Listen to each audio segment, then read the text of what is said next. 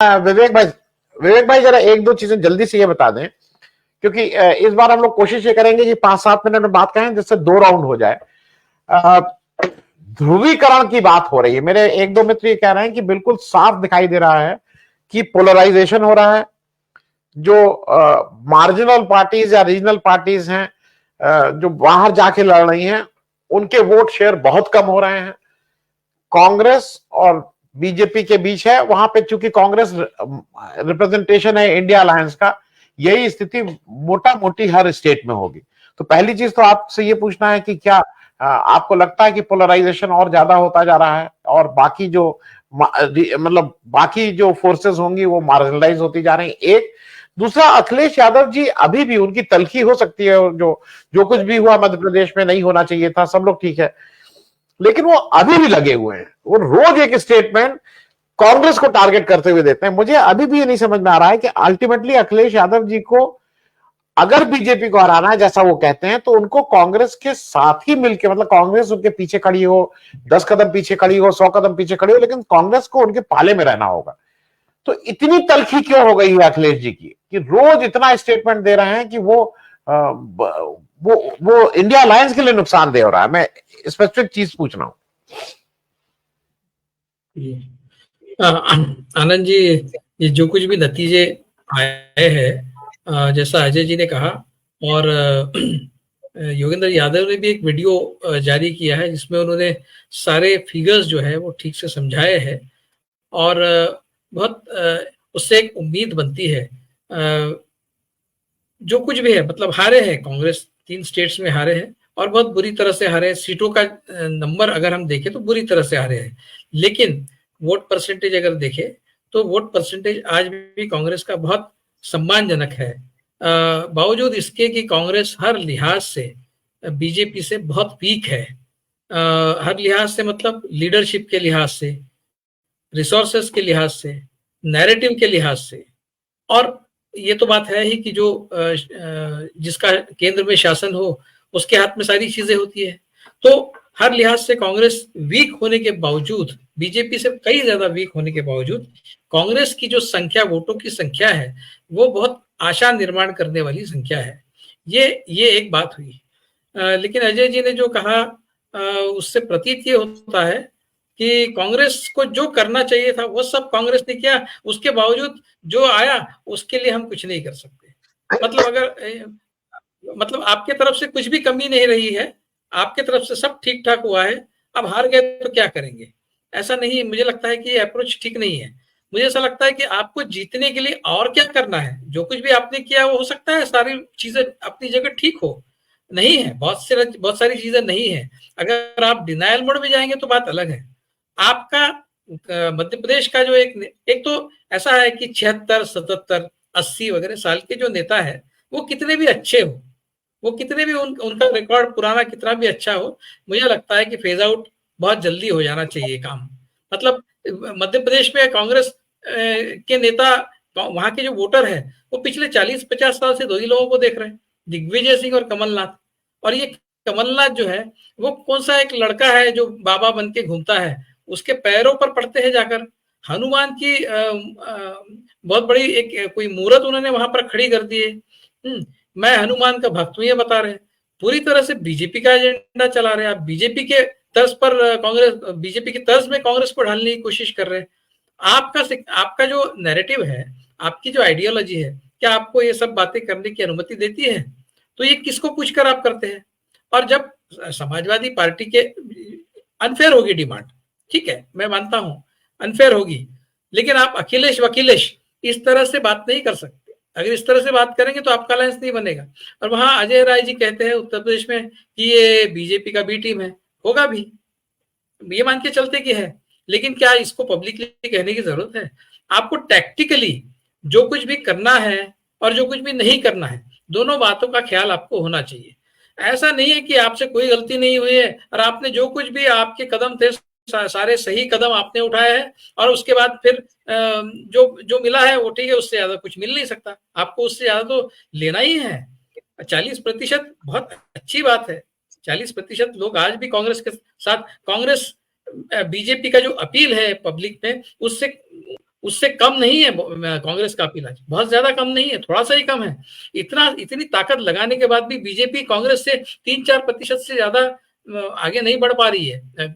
इसलिए उम्मीद बनी हुई है कांग्रेस के साथ में, तो उस उम्मीद पर कांग्रेस खरी उतरे। इसलिए जो देखिए 60% लोग आज भी मोदी जी के और बीजेपी के कायल नहीं है। मैं 60 इसलिए बोल रहा हूँ कि अभी तो पिछले इलेक्शन में 37% थे बीजेपी के वोट्स, मैं उनको और 3% दे रहा हूँ। इस बार 3% और बढ़ेंगे ऐसा समझता हूँ, और ये समझता हूँ कि 40% उनके चले जाएंगे, 42% चले जाएंगे मान लीजिए। उसके बावजूद 58 से 60% लोग 2024 में भी मोदी को और बीजेपी को वोट नहीं करने वाले हैं। तो आपको बीजेपी को अगर हराना है तो आपको ये जो बचे हुए 60% है उसको इकट्ठा लाना है। अब उसको आप इकट्ठा कैसे ला सकते हैं? ये जिनमें बटे हैं वो सारे लोग इकट्ठा है। हो सकता है कि उसमें से कुछ पार्टियां ऐसी जो आपके साथ आएगी ही नहीं, बीजेडी है और फिर वो वाईएसआर रेड्डी है, कुछ पार्टियां ऐसी नहीं आएगी आपके साथ, तो उनके 10% माइनस कर लीजिए, फिर भी 50% आपके पास है और बीजेपी के पास 40% है। ये 50% हर हाल में, ये अरिथमेटिक आपको मेंटेन करना है। उसके लिए थोड़ा सा आपको अपमान भी सहन करना पड़ेगा, क्योंकि इस देश को कांग्रेस की जितनी जरूरत है उतनी इस देश को समाजवादी पार्टी की जरूरत नहीं है, उतनी इस देश को तृणमूल कांग्रेस की जरूरत नहीं है। तो आप देश की दृष्टि से देखिए, देश के नागरिकों की दृष्टि से देखिए, समाजवादी पार्टी क्या कहती है और तृणमूल के नेता क्या कहते हैं, उसके ऊपर आप अपनी ऊर्जा खर्च करेंगे तो आप देश के प्रति अपनी कमिटमेंट जो है उसको निभा नहीं रहे, इसका स्पष्ट मतलब है। आपको जो कुछ भी आपकी जिम्मेदारी है इस देश के प्रति है, समाजवादी पार्टी की तरफ नहीं है। समाजवादी पार्टी की तरफ से जो कुछ भी बयान आते होंगे या फिर तृणमूल कांग्रेस की तरफ से या फिर नीतीश कुमार, उसको आप फिलहाल उसको ज्यादा ध्यान मत दीजिए, उनको ज्यादा तवज्जो मत दीजिए। आपको अपमान सहना पड़ेगा देश के लिए। आपको समाजवादी पार्टी को जाने दीजिए, उसको मारिए गोली। आपको देश के लिए ये सारे अपमान अगर आपके हो रहे हैं तो सहन करना पड़ेगा, और आप टैक्टफुली गुरिल्ला टैक्टिक से जो भी आपसे बन पड़े आपको इस अलायंस को बचाना है। 2 कदम आपको पीछे हटना पड़े तो भी उसमें आपको प्रॉब्लम नहीं होनी चाहिए। उनको 2 कदम आगे बढ़ने दीजिए, अलायंस पार्टनर्स को, आप 2 कदम पीछे रहिए। मैं ये बार बार कह रहा हूँ, हर चैनल पे कहता हूँ, आप 200 ही सीट लड़िए, पूरे पैसे अपने, आपके रिसोर्सेज जो है और मैन पावर जो है पूरी तरह। बीजेपी लाखों बूथ वर्कर्स लगा देती है इलेक्शन के दिन, आपके पास नहीं है, तो आपके पास जितने भी है सिर्फ 200 सीटों पर आप लड़िए। 300 सीटें 350 सीटें आप अलायंस पार्टनर को दे दीजिए, उस पर प्रेस्टीज इशू मत बनाइए। 200 सीटों पर लड़िए, 150 जीतिए, उसमें से आप जीत सकते हैं 150 सीट। बीजेपी का खेल उस पर खत्म हो जाता है। तो आपको टैक्टफुली ये प्रेस्टीज इशू बनाने का और ईगो पॉइंट्स करने, कम से कम कांग्रेस को कोई इसमें, कांग्रेस के लिए कोई स्कोप नहीं बचा है कांग्रेस को, क्योंकि कांग्रेस को स्टेट्स में भी जीवित रहना है और कांग्रेस को केंद्र में भी जीवित रहना है। वो समस्या समाजवादी पार्टी के लिए नहीं है। समाजवादी पार्टी को सिर्फ यूपी में जीवित रहना है, तृणमूल को सिर्फ बंगाल में जीवित रहना है, आपको तो पूरे देश में भी जीवित रहना है और स्टेट्स में भी जीवित रहना है। तो आपको कॉम्प्रोमाइज ज्यादा करने पड़ेंगे।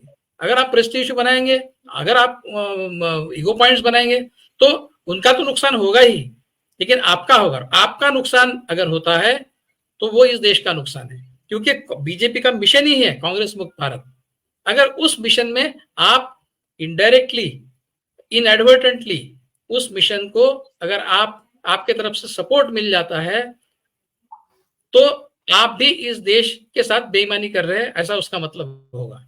इसलिए मैं समझता हूं कि कांग्रेस के कंधों पर एक हिस्टोरिक रिस्पॉन्सिबिलिटी है और उसका निर्वहन करने के लिए अगर कुछ अपमान भी बचाने पड़े, 2 कदम पीछे भी हटना पड़े, तो कांग्रेस ने वो हटना चाहिए। तो इसलिए अभी ये अलायंस मैं समझता हूं कि अभी शुरू का दौर है, थोड़े बहुत झगड़े। और दूसरे तरफ अगर देखा जाए तो किस बात का गुस्सा है समाजवादी पार्टी को और तृणमूल कांग्रेस और ये जो सब अभी बातें कर रहे हैं उनको?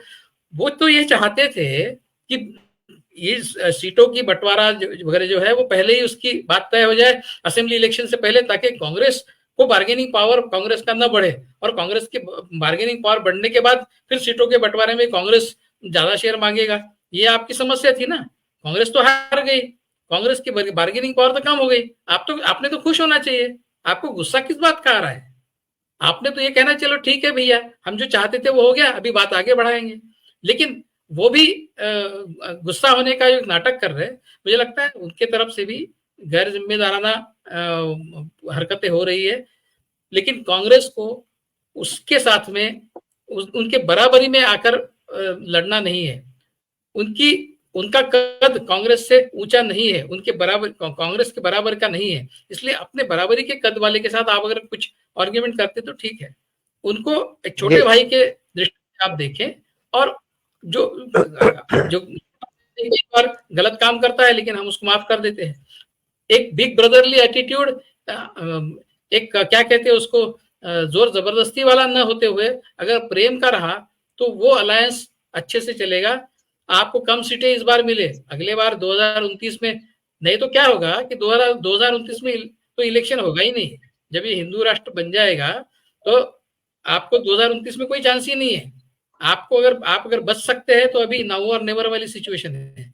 इसलिए ऐसी सिचुएशन में आपको समझदारी से काम लेना पड़ेगा, टैक्टफुली काम लेना पड़ेगा, और सबसे इंपॉर्टेंट ये है कि ईगो को बाजू में रखना पड़ेगा। ईगो को साथ लेकर आप चले तो आप खत्म है। आनंद जी, 65 सीटें इन 3 राज्यों में है, जिसमें 3 सीटें कांग्रेस के पास, 62 सीटें बीजेपी के पास 2019 इलेक्शन में भी थी। तो डिफेंड किसको क्या करना है, थोड़ा इस पे भी बहुत संक्षेप में एक रोशनी। डिफेंड आज भी बीजेपी को करना है वो 62 सीटें।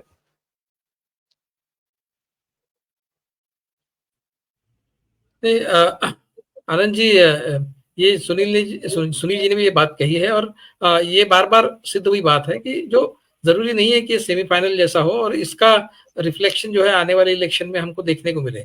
अगर आपने योगेंद्र यादव जी का एनालिसिस, उनका जो वीडियो कल उन्होंने रिलीज किया वो देखा होगा, तो उसमें उन्होंने स्पष्ट संकेत दिए। उन्होंने ये कहा है कि मैं ये नहीं कहता हूं कि आज के जो आंकड़े हैं वो कोई बेंचमार्क हो सकता है, और अगर कोई आज के आंकड़ों पर से ये अनुमान लगा रहा है कि 2024 में कांग्रेस को कुछ नहीं मिलने वाला, तो मैं इन्हीं आंकड़ों का एनालिसिस करके आपको बता सकता हूं कि कांग्रेस को करीब करीब 23 सीटों का फायदा हो रहा है इन आंकड़ों के बेसिस पे। और फिर उन्होंने वो टेबुलेशन भी दिखाए हैं। तो मतलब कोई जादू हो जाएगा और मोदी जी जीत जाएंगे वगैरह, इस तरह की जो बातें करते हैं और आंकड़ों का हवाला देते हैं, तो वो दोनों कॉन्ट्राडिक्टरी बातें हैं। ये उन्होंने साबित कर दिया है। तो मुझे नहीं लगता कि आज का जो कुछ भी नतीजा आया है उसका कुछ हमें 2024 में बीजेपी की तरफ से जरूरी होगा कि बीजेपी को ही उसका फायदा होगा, ऐसा नहीं है। हो सकता है बीजेपी को फायदा हो, ये इस बात से हम इनकार नहीं कर सकते, लेकिन उसकी गारंटी नहीं है। उसका फायदा कांग्रेस को भी हो सकता है, इंडिया अलायंस को भी हो सकता है, वो भी पॉसिबिलिटी उतनी ही बनी हुई है। और इस आशा के साथ ही उस इलेक्शन में जाना है। मैं योगेंद्र जी की बात से पूर्ण सहमत हूं कि साइकोलॉजिकल वारफेयर के तहत इस तरह की बातें की जा रही है, आपको नाउमीद करने के लिए की जा रही है। आपको अगर इस बात को हैमर लोगों पे कर दिया जाए कि भाई 2024 में तो ये हारने वाले हैं, तो कांग्रेस के जो वोटर्स है, बाकी अलायंस पार्टनर्स के जो वोटर्स है, जैसा आपने पहले कहा कि ईवीएम के बारे में अगर इस तरह का तर्क लगाया जाए तो लोग शायद वोटिंग के लिए जाए ही ना। अभी फायदा ही कुछ नहीं है, अगर हम वोट करते हैं फायदा कुछ नहीं, तो क्या के लिए वोटिंग के लिए जाए। इस तरह का असर हो कि भाई 2024 में हारने ही वाले हैं, इस तरह का नैरेटिव अगर बीजेपी बनाने में सफल होती है तो लोग पोलिंग के लिए जाएंगे ही नहीं। ये भी एक मकसद हो सकता है। इसलिए ये पहले तो लोगों ने समझ लेना चाहिए कि इसका कोई कोरिलेशन जरूरी नहीं है कि उसका कोरिलेशन हो, तो इससे एक उम्मीद बनती है। और मैंने जहां तक सुनील जी ने जो कहा उसका सवाल है, मैंने आज ही कल ही स्क्रॉल में मेरा एक आर्टिकल मैंने लिखा है और मैंने उसमें यही बात कही है कि क्यों जो सारी बातें, जो सारे दोष कांग्रेस के माथे पे चिपके हैं वो दोष बीजेपी को नहीं चिपकते। करप्शन का जो इशू है, करप्शन के मामले पे कांग्रेस की सरकार चली गई 2014 में, लेकिन वही सारे करप्शन के मुद्दे अदानी से लेके, राफेल से लेके, डिमोनेटाइजेशन से, पूरा ब्लैक मनी व्हाइट हो गया। उसके बावजूद डिमोनेटाइजेशन में और लॉकडाउन के बाद जो लोग तकलीफें हुई, डिमोनेटाइजेशन के बाद गरीब लोगों को जो तकलीफ हुई, उसके बावजूद लोगों ने मोदी जी को मत दिया। तो ये जो है मोदी जी का जो एक हिप्नोटिक स्पेल है, मैं जो हमेशा कहता हूँ वो एक पॉलिटिक्स में बाबागिरी जो है वो मोदी जी ने लाई है। जो हमने रिलीजन में जो हम हमेशा देखते हैं कि बाबा जो है उसका ऐसा स्पेल होता है कि वो कितने भी पाप करे लोग उसको भगवान का अवतार ही मानते हैं। पॉलिटिक्स में बाबागिरी इस देश में पहली बार मोदी ये पॉलिटिकल बाबा है। उसका जो असर है वो अभी भी लोगों पर कायम है और हिंदुत्व का जो भूत है, हिंदुत्व का जो विष है, वो भी लोगों ने इस तरह से पचा लिया है कि अभी उसको एंटीडोट, उसको डिटॉक्सिकेट अगर करना है तो उसका कुछ तोड़ आपको उसकी निकालनी पड़ेगी इन टर्म्स ऑफ नैरेटिव।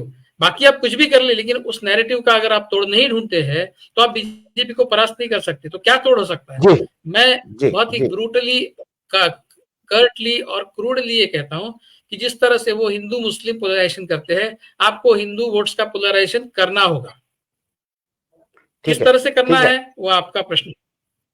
तो ये इन टर्म्स ऑफ नैरेटिव ये होना बहुत जरूरी है, ऐसा मुझे लगता है। आनंद जी।